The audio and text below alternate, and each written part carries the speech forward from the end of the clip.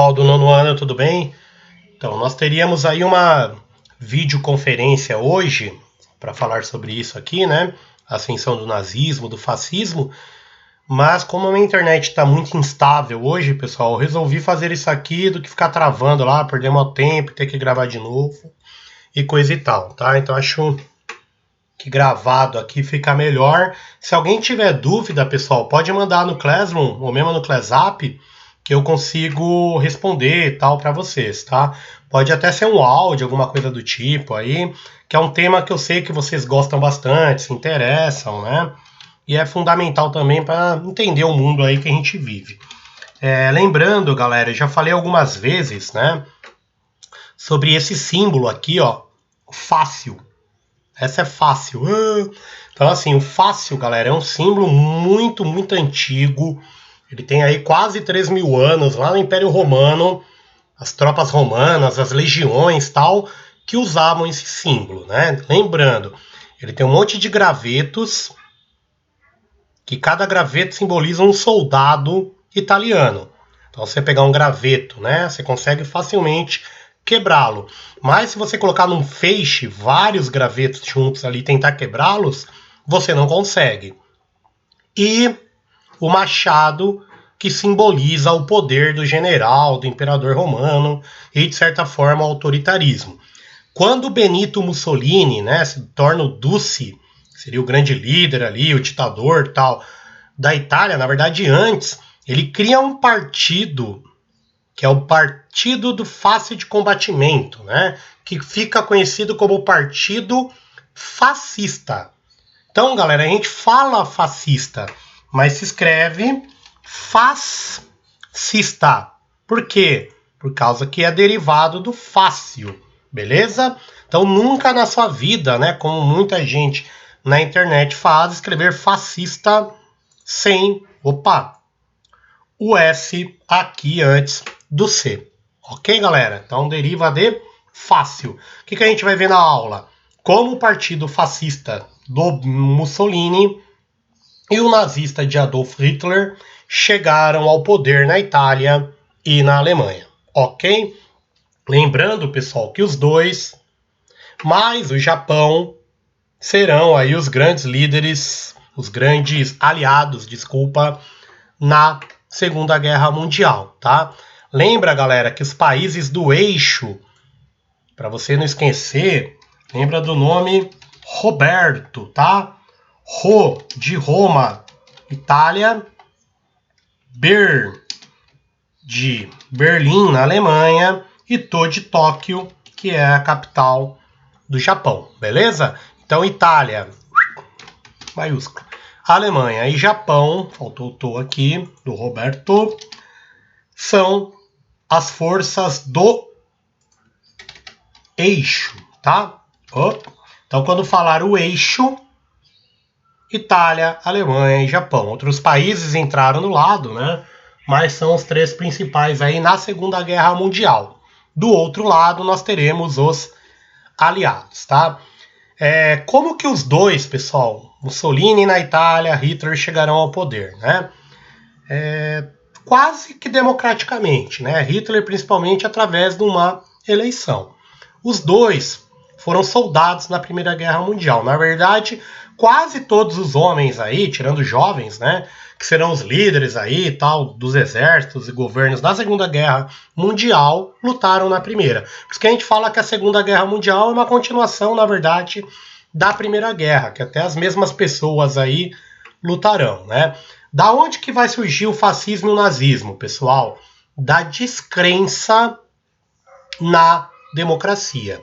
Então, quando acaba a Primeira Guerra, no mundo inteiro surge esse discurso, mano, a democracia não serve para o mundo. A democracia levou a gente à Primeira Guerra Mundial. Então, pós Primeira Guerra Mundial e depois que vem a crise de 29, que a gente já discutiu, o autoritarismo cresce pra caramba. Então, pessoal, num momento de crise, a tendência das pessoas é apelar para o radicalismo, desacreditar na democracia, tentar exterminar o opositor e coisa do tipo, tá? O que define, pessoal, o fascismo, né? A gente fala, mano, aquele cara é fascista, tá? Primeira coisa, pessoal, que um nazista e um fascista odeia a democracia, tá? Então, o princípio básico de um fascista é não acreditar na democracia, no diálogo, na troca de ideias para se construir uma nação. Então, qual que é a ideia do fascismo? Uma ditadura onde, obviamente, o fascista ali, os fascistas tomarão e serão os ditadores e vão impor para o povo sua vontade. Então, na ideia fascista, o povo é um ignorante, não sabe escolher, e o fascista está acima de tudo isso e deve impor sua vontade aos demais. Então, o fascista odeia os três poderes, odeia a oposição, outros partidos. Então, por isso que é onde o fascismo toma o poder, os três poderes acabam, os outros partidos são suspensos, a censura é imposta, né? Então, isso, grosso modo, pessoal, é o que define fascismo e nazismo, né? Tem outras coisas, por exemplo, culto ao líder. Mussolini para os italianos e Hitler para os alemães era um verdadeiro deus na Terra. Eles acreditavam que ele era como se fosse um enviado de Deus aqui na Terra. Então, o cara era um líder total. Não tinha como você contrariar um sujeito que é perfeito. Então, tanto no fascismo, no nazismo e no socialismo que nós tivemos, por exemplo, o stalinismo, é esse culto gigantesco ao líder. Então, todo lugar vai ter fotografia do cara, na prefeitura, na escola, na igreja, em todos os lugares, né? O culto ao líder. Outra coisa que tem esses regimes fascistas, nazistas em comum, militarismo, né? O verdadeiro tesão ali por militares, homens marchando, né? A ideia é que a criança tem que entrar na escola e não é a família que vai educar, é o Estado. E a criança vai ser transformada ali num mini soldado, pronto a morrer pela pátria na guerra. Ok, pessoal? Então, estes são, né, que define. O nazismo, pessoal, é um fascismo com a adição do racismo. Então, o nazista, além de, né, ser um fascista, tentar exterminar a oposição, que eles chamavam de comunismo judeu, de tentar eliminar homossexuais, judeus da sociedade, também tinha essa ideia de superioridade da raça ariana. Então, o Hitler e os nazistas vão criar uma ideia que eles eram de um povo, de uma raça chamada ariana, que essa raça seria superior às demais raças e que seria um dever do povo ariano, mais ou menos, governar a Europa, dominá-la e o planeta Terra. Ok, pessoal? Então, o nazismo, né, além de tudo, tem a questão racial, né? Essa suposta raça ariana, branco, de olho claro, alto, tal, né? Seria melhor que as demais raças. Por exemplo, na época, pessoal, a gente tinha zoológicos humanos na Alemanha. Então ia lá, ó, negro aqui da Somália, não sei o quê, e a galera ia ver as famílias dentro da jaula, né? Então a gente chegou a ter na Europa, aí, principalmente na Alemanha nessa época, zoológicos humanos, né? Eles, pessoal, vão assinar um pacto chamado Roma-Berlim, né? Que vai criar aí o pacto chamado Eixo, que depois vai entrar o Japão, que serão aí os grandes aliados na guerra. O Mussolini, pessoal, ele vem antes do Hitler, tá? Então, na verdade, no início, era Hitler que idolatrava ali o Benito Mussolini. O Getúlio Vargas, que é o presidente do Brasil aí na época, também admirava muito os dois, tá? Depois a gente vai ver que quando começa a Segunda Guerra Mundial, o Getúlio Vargas aí não sabe muito bem, né, para qual lado da guerra ele vai entrar, tá? Então, quando acaba, ó, vou ver aqui, vida comum. Então, o fascismo, o nazismo, pessoal, ele tenta cuidar até da vida, e o comunismo também, privada da pessoa, dentro de casa, para qual igreja ela vai, né? Então, por exemplo, no nazismo, a criança com 8 ou 9 anos era entregue para uma escola como se fosse um internato, que a criança passava a semana inteira ali sofrendo lavagem cerebral, né? Então, vou ler aqui, ó. O fascismo adotou mecanismos que permitiam ao governo o controle total da sociedade. Na educação, eram combinados conteúdos tradicionais com ensinos do doutrina fascista.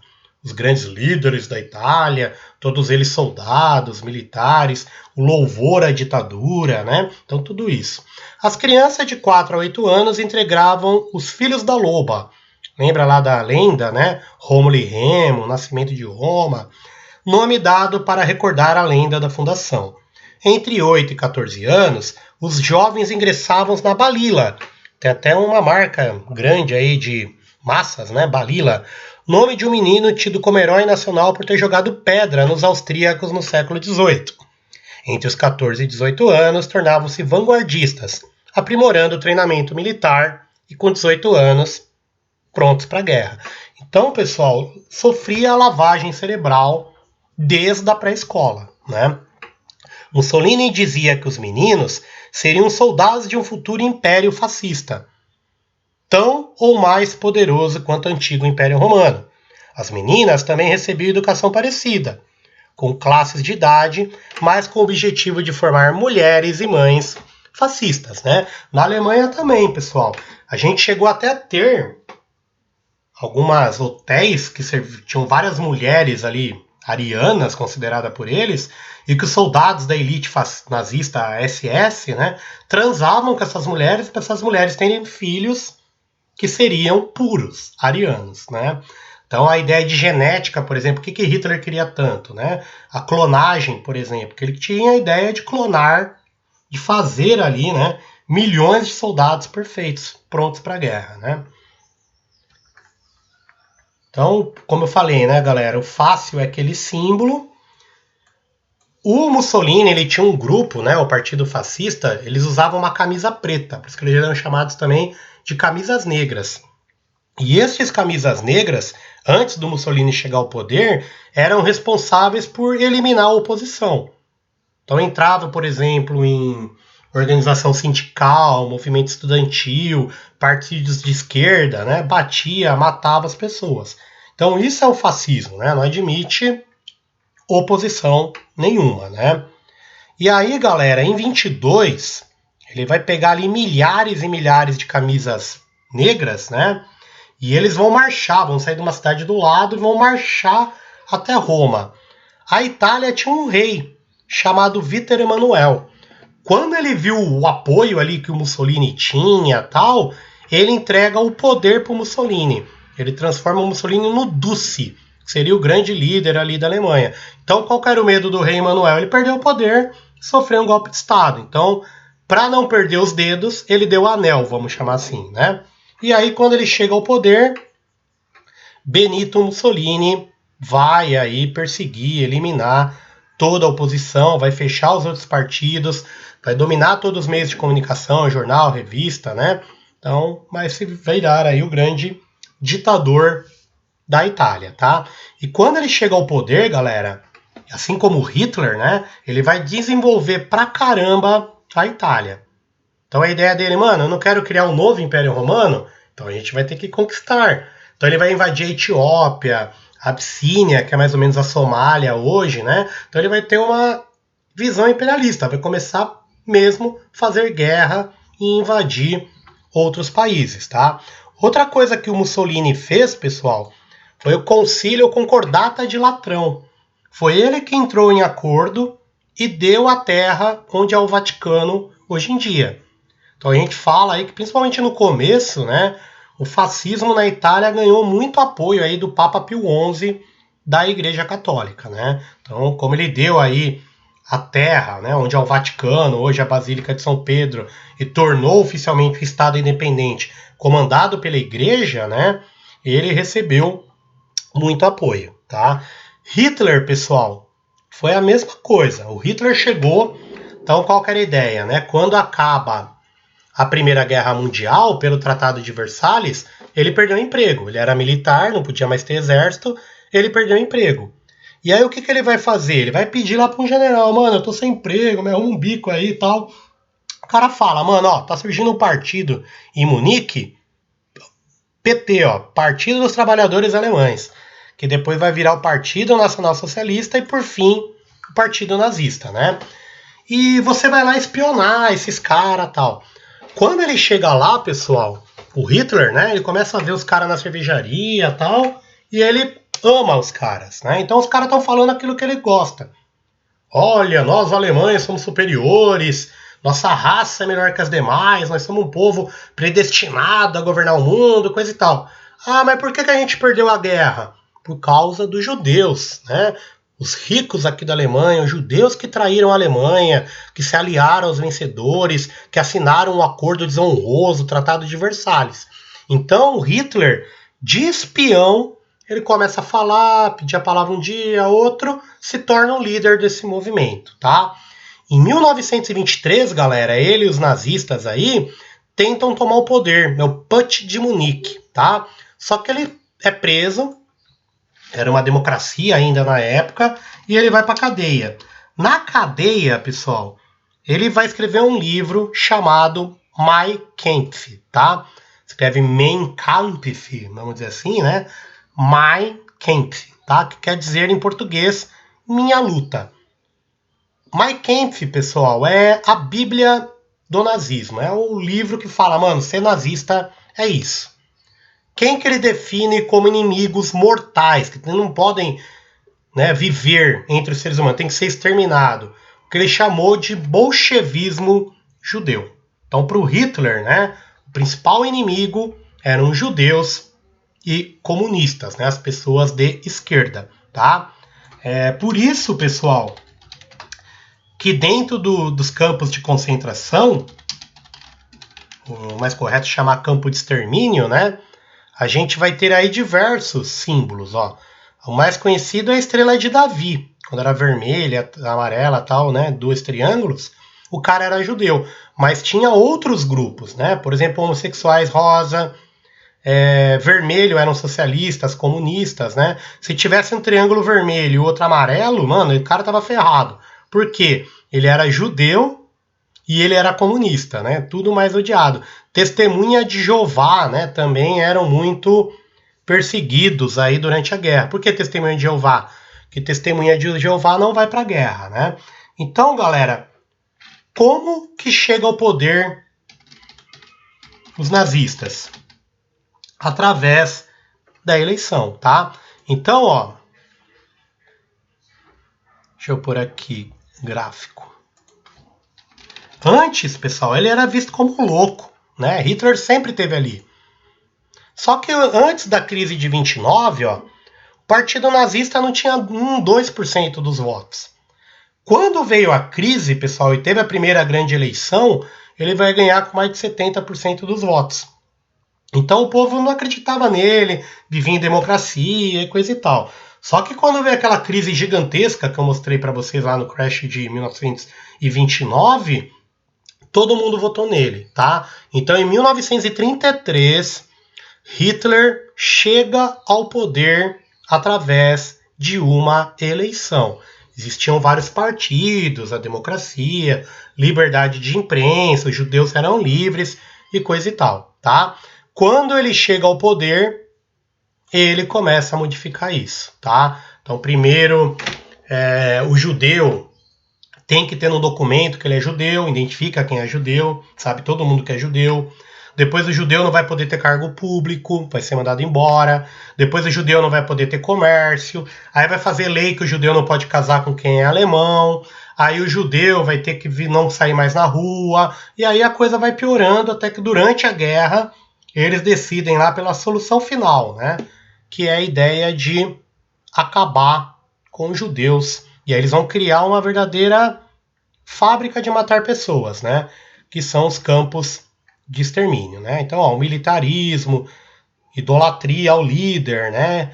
Marcha, uniforme, aquela ideia que eu não sou nada, a pátria é tudo, né? O indivíduo não vale nada. E aí, em 1934, pessoal, então ele foi eleito como chanceler. Então tinha 2 caras que governavam a Alemanha, o chanceler e o presidente, tá? O Hitler foi eleito como chanceler. E o Hindenburg, que era um cara que ele gostava muito, tá? O Hitler, né? Era o presidente. Só que em 1934 o Hindenburg morre. E aí teria que ter eleição, tal, para escolher um presidente. O que Hitler faz, já que ele tinha o maior apoio da população? Ele se proclama Führer. Então ele vai assumir os 2 poderes, né? Presidente e chanceler. Então ele se torna o Führer, o chefe máximo da Alemanha. E aí que ele vai fechar os outros partidos e coisa e tal. Beleza? A perseguição aos judeus, pessoal, a gente vai falar numa aula só sobre isso, tá? Como começou aí a perseguição lenta, foi aumentando esse ódio, aí foi usando propaganda, escola, jornal, revista, né? E aí a pessoa foi pegando mais ódio, e 10 anos depois estava todo mundo aí, ou boa parte da Alemanha, querendo matar os judeus, né? Por exemplo, galera, em 1936, o Monopoly, né, o que a gente chama no Brasil Banco Imobiliário, surgiu nos Estados Unidos. No mesmo ano, tinha na Alemanha o Hausjuden, tá? Que era um jogo de tabuleiro que a molecada jogava. E qual era o objetivo do jogo? Expulsar mais judeus das cidades, né? Então olha como isso, né? Livro infantil, que a pessoa má, que envenenava os outros, que matava, era o judeu. Então foi uma propaganda de propósito, de mentiras, manipulando dados científicos e coisa e tal, né? Até chegar aí a matança dos judeus. As leis de Nuremberg, pessoal, de 1935, eram leis que definiam o que era ser judeu, né? Então, por exemplo, se seu avô era judeu, você também era judeu. Às vezes o cara nem sabia que ele era de família judaica, né? Mas analisando histórico e tal, ele era classificado como judeu. As leis de Nuremberg proibiram o casamento interracial, né? Então quem era alemão tal não podia casar com judeus. Se fosse casado aí os dois seriam severamente punidos, tá? E aí a gente vai falar bastante disso. Quando o Hitler chega ao poder, a gente tinha aí 8 milhões de judeus na Europa, né? E eles vão começar a fugir. Entre eles a gente vai ter Albert Einstein, por exemplo, Freud, né? Então o Einstein vai fugir para os Estados Unidos, ele era alemão, e ele vai ajudar no projeto Manhattan, né? Que é o projeto que cria a bomba nuclear que leva à vitória americana na Segunda Guerra Mundial, né? Então os judeus, logo que Hitler chega ao poder, quando saísse à rua, tinha que estar com a estrela de Davi costurada na roupa para todo mundo ver que ele era um judeu e aquilo que eu falei, né? A gente vai analisar semana que vem especificamente isso, tá? E do outro lado do mundo, galera, o Japão estava no mesmo esquema, né? Também tinha a crença ali dos japoneses que eles eram uma raça superior, né? Então batia de frente com Hitler, mas os dois vão se unir, porque o grande inimigo, tanto do Japão quanto de Hitler, né, era a União Soviética comunista, né? Então também a gente vai ver essa parada, esse acordo entre o Japão na próxima aula. Ok, pessoal? Então é isso, tá? Espero que vocês tenham entendido aí como que deu, né, essa ascensão, esse primeiro momento. A gente vai falar muito disso ainda, tá, pessoal? Mesmo depois das férias, eu quero voltar a falar bastante da Segunda Guerra Mundial, que tem 1 milhão de coisas aí que dá pra gente debater sobre ela, tá? Como eu falei, se tiver alguma dúvida, pode mandar lá pra mim no Classroom que eu respondo, beleza? Então um abraço aí. Tem um filme, galera, Arquitetura da Destruição, que eu pedi para vocês assistirem a primeira meia hora lá no Classroom e depois fazer as atividades que também vale nota, tá? Igual a do Parlamento Jovem, quem não fez ainda, faça, porque nesse final de semana provavelmente eu farei as devidas correções, tá bom? Então um abraço aí e até a próxima, galera.